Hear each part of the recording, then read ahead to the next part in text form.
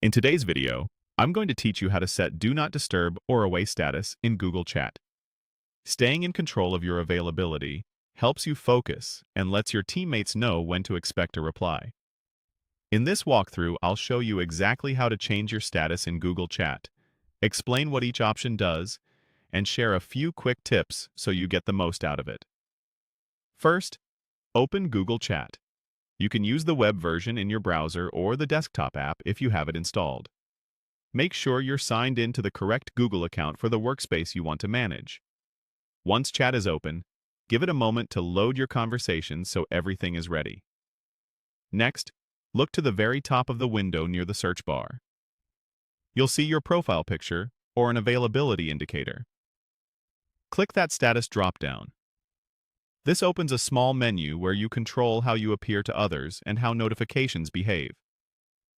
If you don't immediately see it, hover near the search bar and look for your avatar or a colored dot that signals your current status. From the menu, choose either Do Not Disturb or Set as Away. Do Not Disturb is ideal when you need uninterrupted time. It pauses notifications from chat so messages won't ping and pull you out of your focus.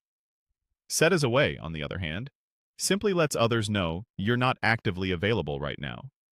You'll still be able to open chat and read messages, but your contacts can see that you may take longer to respond. If you want more control, set a duration before you finalize your selection. This is optional, but it's very helpful. You can pick a short window for a quick task, a longer block for deep work, or a custom time frame that aligns with a meeting or a break.